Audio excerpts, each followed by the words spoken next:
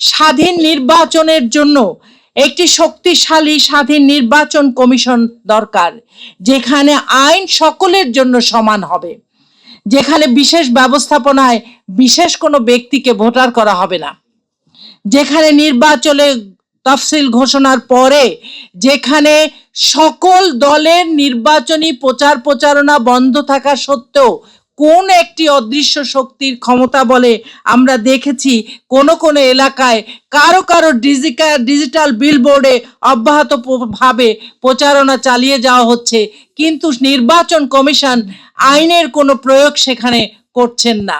সুতরাং আমরা চাই সেই রকম একটি নির্বাচন কমিশন যেখানে প্রশাসন, আইন শৃঙ্খলা বাহিনী এবং ভোট কেন্দ্রের উপর তাদের পূর্ণ নিয়ন্ত্রণ থাকবে। শাসকের কথায় নির্বাচন কমিশন যদি পরিচালিত হয় সেটি নিশ্চয়ই স্বাধীন নিরপেক্ষ নির্বাচন কমিশন হতে পারে না। এবং সেই সাথে আমরা চাই যে একটি স্বাধীন নির্বাচন পরিচালনার জন্য দেশি বিদেশি পর্যবেক্ষকদের পর্যবেক্ষণের সুযোগ দেওয়া হোক, যাতে করে যে কোনো অনিয়ম, যে কোনো আইন বহির্ভূত কাজ আইনের আওতায় আসে, ক্যামেরার আওতায় আসে, জনগণের জনসমক্ষে আসে। মেজর জলিলের সেই বিখ্যাত গ্রন্থ অরক্ষিত স্বাধীনতাই পরাধীনতা, যেখানে বলা হয়েছিল বাংলাদেশের স্বাধীনতা উত্তর রাজনীতি, ক্ষমতার যে চরিত্র, ক্ষমতাসীনদের যে চরিত্র এবং জাতির ভবিষ্যৎ সম্পর্কে তিনি তীব্র সতর্ক বার্তা দিয়েছিলেন।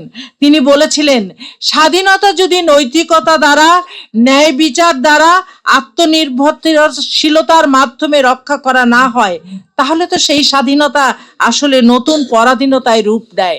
যেটি আমরা দেখেছিলাম যে আমরা স্বাধীনতা অর্জন করেছিলাম, কিন্তু আমরা নিজেদেরকে আত্মনির্ভরশীল না করে বিকিয়ে দিয়েছি বিদেশির কাছে, ভারতীয় আধিপত্যের কাছে স্বাধীনতাকে বিক্রি করে দিয়েছি। এবং তারই মাধ্যমে আমরা দেখেছি স্বাধীনতা শুধু একটি ভৌগোলিক সীমারেখায় পরিণত হয়েছে, এটি রাজনৈতিক মুক্তি এনে দিতে পারেনি, এটি আমাদের অর্থনৈতিক স্বাবলম্বিতা এনে দিতে পারেনি। আর তারই কারণে আমরা দেখেছি বাংলাদেশ ব্যাংকের রিজার্ভ চুরি হয়েছে, অসংখ্য ব্যাংকগুলির রিজার্ভ খালি হয়েছে এবং বাংলাদেশের আপামর জনসাধারণ যাদের খেটে খাওয়া রক্তের সেই অর্থ ব্যাংকে সঞ্চিত রেখেছিল, সেই টাকা এখন তারা ফেরত পেতে বাধাগ্রস্ত হচ্ছে।